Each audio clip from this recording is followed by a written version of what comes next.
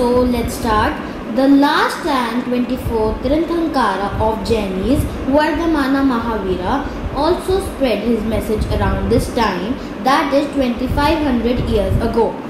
तो उन्होंने कहा है जैनिज़्म, जैसे जैनिज़्म एक रिलीजन है, कास्ट है, तो वर्धमाना Mahavira were the 24th Tirthankara means 24th गुरु थे ऑफ जैनिज़्म, और उन्होंने इस टाइम भी मैसेज स्प्रेड किया था around 2500 years ago. He was a Kshatriya prince of Licchavis, a group that was a part of Vajji Sangha. तो जो वर्धमाना महावीरा थे बुद्धा जी की तरह ही एक क्षत्रिय प्रिंस थे ऑफ लिच्चाविस. लिच्चाविस एक जगह है. A group that was a part of Vajji sangha. Buddha ji थे फ्रॉम गाना एंड वर्धमाना महावीरा जी थे from Vajji sangha, about which you read in chapter 5. At the age of 30 he left his home and went to live in forest. तो जब वो 30 years के थे उन्होंने अपना house छोड़ दिया और फॉरेस्ट में रहने चले गए. For 12 years he led a hard and lonely life, at the end of which he attained enlightenment. तो उसके आगे जो प्रीसीडिंग 12 years थे उन्होंने बहुत प्रॉब्लम्स फेस की. लोनलीनेस बहुत ज़्यादा हार्ड था उनके लिए, क्योंकि जो फॉरेस्ट है वहाँ ऐसी जगह है जहाँ कोई बंदा नहीं है, कोई भी नहीं है, और you do not have any resources, means आपके पास कुछ भी नहीं है, तो आप लोनली भी फील करने लग जाते हो, नो वन फॉर हेल्प. तो वर्धमाना महावीरा इस चीज़ों से गुजर रहे थे जंगल में, और पर 12 years के हार्ड वर्क के कारण इतनी सारी प्रॉब्लम्स फेस करने के बाद एंड ऑफ द टाइम में उन्होंने एनलाइटमेंट अटेन की. He taught a simple doctrine: men and women who wish to know the truth must leave their homes. They must follow very strictly the rules of the ahimsa. So उन्होंने एक rule बताया कि जो men and women थे, जो भी चाहते थे to means वो चाहते थे कि what is the true meaning of life, what is the truth, तो उनको अपने घर छोड़ने पड़ते थे और उनको बहुत स्ट्रिक्ट रूल्स फॉलो करने पड़ते थे ऑफ अहिंसा. तो उसका मतलब है विच मीन्स नॉट हर्टिंग और killing living beings. All beings means सारे लिविंग बींग्स, इवन आप इंसेक्ट्स को भी नहीं मार सकते थे. उनका ये था कि no living being should be killed और hurted. Said Mahavira long to live to all things life is dear. तो ये महावीरा जी ने बोला था. Ordinary people could understand the teachings of Mahavira and his followers because they used Prakrit. There were several forms of Prakrit used in different parts of the country and named after the regions in which they were used. तो जो महावीरा जी थे वो अपनी सारी teachings Buddha ji की तरह ही प्राकृत में समझाते थे, तो आराम से ऑर्डिनरी पीपल को समझ आ जाता था. There were several forms of Prakrit used in different parts of the country and named after regions in which they were used. For example, the Prakrit spoken in Magda was known as Magda. Followers of Mahavira, who were known as Jainas, had to lead very simple lives, begging for food. They had to be absolutely honest and were especially not asked to steal. Also, they had to observe celibacy. तो जो followers थे महावीरा जी के, तो उन्हें बोला जाता था जैनास, वो बहुत सिंपल लाइफ मीन्स बहुत सिंपल सी लाइफ थी उनकी. बेगिंग फॉर फूड, और उनको हमेशा ऑनेस्ट, कोई झूठ नहीं बोलना, और वो स्टील भी नहीं कर सकते थे. उन्होंने स्ट्रिक्टली कहा था नॉट टू स्टील, और उनको सेलिबेसी ऑब्जर्व करनी पड़ी थी. सेलिबेसी का मतलब not to get married, and men had to give up everything including their clothes. Okay. It was very difficult for most men and women to follow these strict rules. Nevertheless, then, thousands left their home to learn and teach this new way of life. Many more remained behind and supported those who became monks and nuns, providing them with food. Jainism was supported mainly by traders and farmers. तो बहुत मुश्किल था main और women के लिए इतने strict rules follow करना. To observe celibacy, steel नहीं करना कभी, हॉनेस्ट बोलना हमेशा. मीन्स हमारे लिए भी तो डिफ़िकल्ट होगा क्योंकि हम हमेशा ऑनेस्ट, हमेशा स्टील ना करें. मीन जैसे सिचुएशंस आती है तो बहुत डिफ़िकल्ट था लोगों के लिए. कभी बहुत सारे लोग अपना घर छोड़कर आ गए ताकि वो महावीरा जी के लेसन सीख पाए। तो मीन्स बहुत सारे लोग पीछे भी चले गए कि मीन्स वो नहीं आए, पर उन्होंने सपोर्ट किया जो लोग मॉन्क्स एंड नन्स बन गए। और ये Jainism was supported mainly by traders, farmers who had to kill insects to protect their crops. तो मीन्स मेनली बाय ट्रेडर्स ही होता था, फार्मर्स नहीं कर सकते थे इन रूल्स को फॉलो, जैनिज्म के रूल्स को फॉलो, एज वो अपनी क्रॉप को प्रोटेक्ट करने के लिए उनको जैसे पेस्टिसाइड्स तो यूज़ ही करने पड़ते, नहीं तो उनकी क्रॉप खराब हो जाती है। Over 100 of years, Jainism spread to different parts of North India and to Gujarat, Tamil Nadu and Karnataka. The teachings of Mahavira and his followers were transmitted orally for several centuries. They were written down in the form in which they are presently available at a place called Wallabi in Gujarat about 1500 years ago. उन्होंने बोला gradually जो सारी उनकी teachings थी महावीरा जी की, वो अलग अलग पार्ट्स ऑफ नॉर्थ इंडिया में चली गई, जैसे Gujarat, Tamil Nadu, Karnataka. The teachings of Mahavira and his followers means उनकी टीचिंग्स थी और उनके फॉलोअर्स की वो ट्रांसमिटेड मीन्स वो आगे आगे जाती रही जनरेशन बाय जनरेशन ओरली। ठीक है, तो जो उनकी सारी टीचिंग्स थी वो written down in the form in which, तो वो जहाँ उनकी सारी टीचिंग्स थी वो प्रेजेंट है इस टाइम पे Vallabhi in Gujarat about 1500 years ago. तो अब हमारा नेक्स्ट टॉपिक है the sangha. Both the Mahavira and Buddha felt that only those who left their homes could gain true knowledge. They arranged for them to stay together in the sangha, an association of those who left their homes. तो महावीरा जी और बुद्धा जी को लगा कि अगर आपको true meaning of life जानना है, आपको नॉलेज गेन करनी है, ट्रू नॉलेज, तो आपको अपना घर छोड़ना पड़ेगा। तो उन्होंने मीन्स अरेंज किया सांगा एंड एसोसिएशन। तो सांगा में था जो भी सारे लोग अपने घर से चले जाते थे, means who have they left their home, तो सांगा में थे जो सारे लोगों ने अपना घर छोड़ दिया था। The rules made for the Buddhist Sangha were written down in the book called Vinaya Pitaka। तो वो एक बुक थी जो सारे बुद्धिस्ट सांगा के लिए थे, उनके सारे रूल्स विनया पिताका में लिखे गए थे। From this we know that there were separate branches for men and women। तो हमें से पता भी चल जाता है कि मैन और वुमेन की डिफरेंट जगह थी। All men could join the Sangha, however children had to take the permission of their parents and slaves that of their masters. Those who worked for the king had to take his permission and debtors that of creditors. तो means men directly join करते थे सांगा, पर जो बच्चे थे उनको अपने parents से ऑब्वियसली पूछना पड़ता था, और स्लेव्स को उनके मास्टर्स से, और जो थे सारे मीन्स उधार नहीं लिया होता हमने, तो उन्होंने डेबिटर्स और क्रेडिटर्स से पूछ के ही वो जा सकते थे। Women had to take the husband's permission. Womens को उनके हस्बैंड्स की परमिशन लेनी पड़ती थी। Men and women who joined the sangha led simple lives. They meditated for most of the time and went to cities and villages to beg food during fixed hours. That is why they were known as bhikkhus and bhikkhuins। तो जो man and women थे सांगा में, वो बहुत simple life, बिल्कुल simple life live करते थे। जैसे हमने पढ़ा भी था जैनिज्म और बुद्धिज्म में बहुत सिंपल लाइफ होती थी उनकी। तो वो मेडिटेशन करते थे मोस्ट ऑफ द टाइम, और सिटीज और विलेजेस में जाके बेग करते थे फूड के लिए ड्यूरिंग फिक्स्ड आवर्स। मीन्स ऐसा ही नहीं कि हमारे को भूख लगी तो हम चले जाते हैं बेग करने, और जितना मीन्स उतना ही खाना वो बेग कर सकते हैं जितना उनका पेट चाहेगा। मीन्स मेरा मतलब ये कहने का कि मीन्स वो ज़्यादा नहीं ले सकते। हाँ, मैंने इतना खा लिया, मैं थोड़ा बचा के ले जाऊँगा सांगा की एसोसिएशन में और वहाँ जाके खा लूँगा, हम वैसा नहीं कर सकते थे।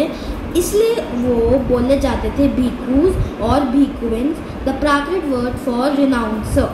ठीक है, they taught others and helped one another. They also held meetings to settle and quarrels that took place within the sangha। वो मीटिंग्स भी मीन्स अरेंज करते थे, जो भी सारी लड़ाई लड़ाई झगड़े थे वो सारा विद इन सांगा ही सब कुछ सॉर्ट हो जाता था। Those who joined the Sangha included Brahmins, Kshatriya, merchant, labor, barbers, courtiers and slaves. Many of these wrote down the teachings of Buddha. Some of them also composed beautiful poems describing their life in Sangha. तो जो सांगा में सारे लोग थे वो normally Brahmins थे, Kshatriyas, merchant, labour, barbers and slaves. तो सिर्फ जो लोग थे जो ज्वाइन करते थे सांगा में वो इंक्लूड करते थे ब्राह्मण्स, क्षत्रिय, मर्चेंट, लेबर्स, मीन्स सब जा सकते थे, स्लेव्स भी इवन जा सकते थे। Many of them wrote down the teachings of Buddha. बहुत लोगों ने उनकी टीचिंग्स भी लिख ली और कईयों ने बहुत अच्छी पोएम्स में उनकी लाइफ कैसी थी सांगा में वो डिस्क्राइब की, बहुत सुंदर पोएम्स में। तो अब उसके बाद टॉपिक है monasteries. To begin with both Jaina and Buddhist monks were from place to place throughout the year teaching people. The only time they stayed in one place was during the rainy season, when it was very difficult to travel. तो जब जैनीज और Buddhism के जो Monks थे वो through out the year इधर से उधर लोगों को टीचिंग्स बताते थे, पर वो एक ही टाइम पे था ऐसा जब वो ट्रैवल नहीं करते थे, मीन्स वो उस टाइम नहीं कर पाते थे। At monsoon seasons, then their supports built temporary shelters for them in gardens, or they lived in natural caves in hilly areas. उनके जो सपोर्टर्स थे उन्होंने शेल्टर्स बनाए उनके गार्डन में और नेचुरल केव्स इन हिली एरियाज, गुफा, वही हम नेचुरल केव्स को बोल रहे हैं। As time went on, many supporters of the monks and nuns and they themselves felt that need for some permanent shelter, and so monasteries were built. They were known as viharas.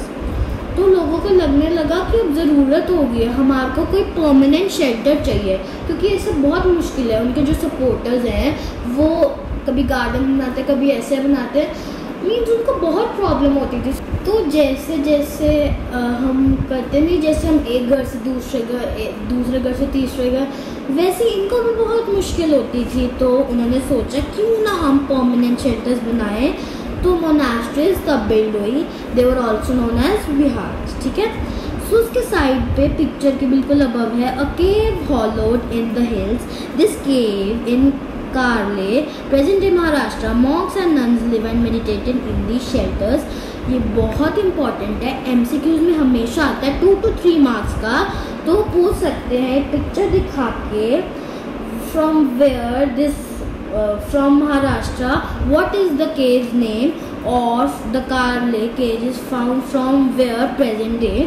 तो आपका या महाराष्ट्र होगा answer या car, ठीक है। Viharas made for wood and then of brick. Some were even in caves that were dug out in hills, especially in western India।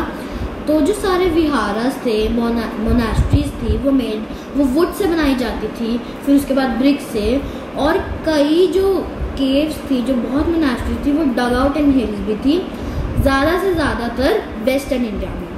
और Buddhist text tells us, तो एक वो है आपका एक ब्लू बॉक्स है, उसमें लिखा हुआ है just as the waters of river lose their names and separateness when they flow into the mighty ocean, so our varna and ranks and family forgotten when the followers of Buddha join the order of monks. तो means कह रहे हैं कि अलग अलग religion से आए, क्यों ना को क्षत्रिय, ब्राह्मण, शूद्रास, किसी से भी आए, वो सारा कुछ वो भुला देते हैं, इवन फैमिली, सारा कुछ, कोई कंपैरिजन नहीं होता। आपका क्षत्रिय हो, हम आपको इतनी रिस्पेक्ट दोगे, हम देंगे आपको इतनी रिस्पेक्ट, शूद्रास हो, हम आपको बिल्कुल रिस्पेक्ट नहीं देंगे, तो ऐसा नहीं होता था। तो मीन्स वो अपनी फैमिलीज को भी भुला देते थे।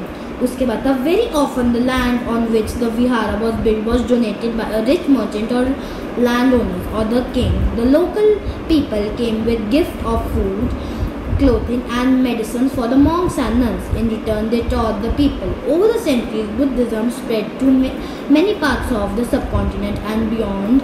You will learn more about this in chapter 9.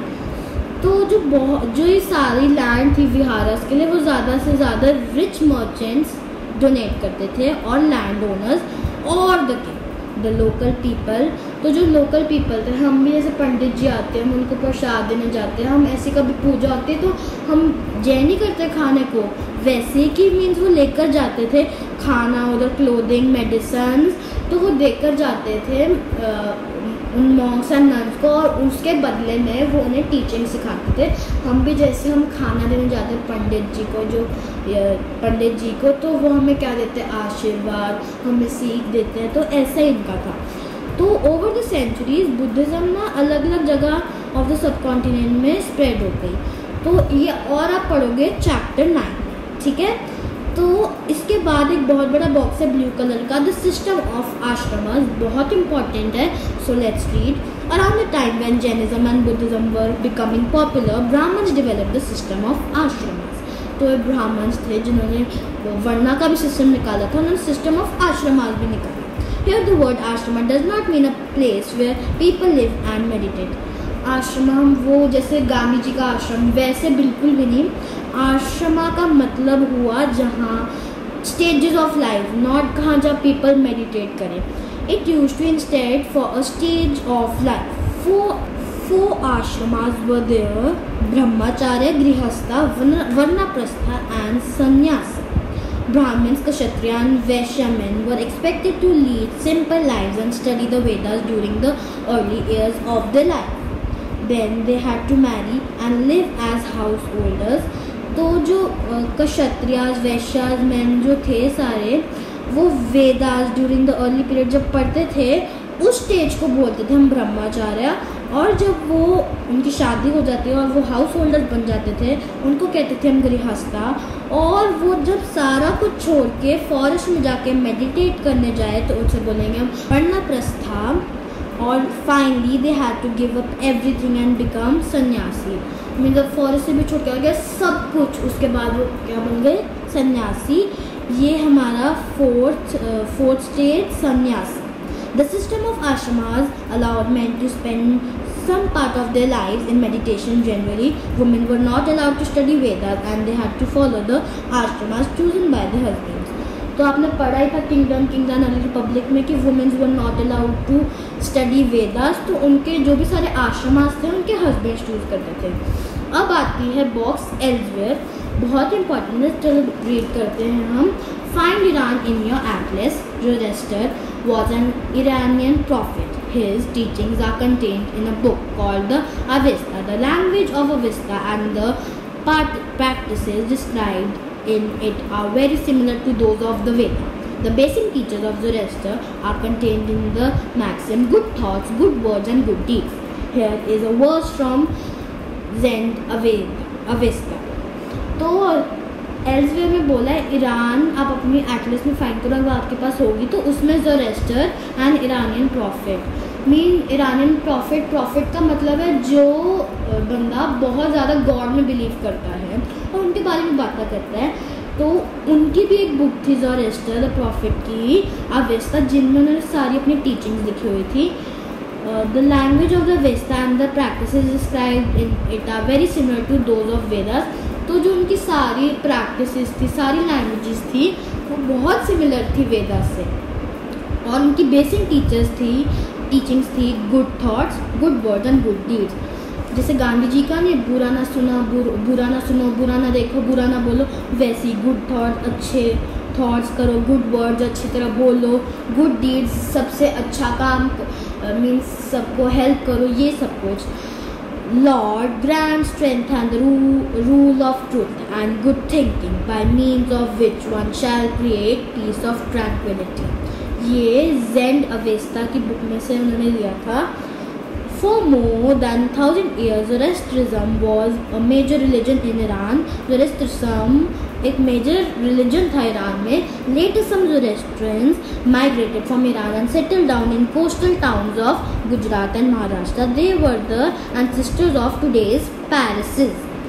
तो फिर उन्होंने ना जो सारे थे ज़ोरेस्ट्रियंस, वो जाके इंडिया में गुजरात और महाराष्ट्र के कोस्टल टाउन में सेटल हो गए और वो थे एंसेस्टर्स ऑफ टुडेज पैरिस।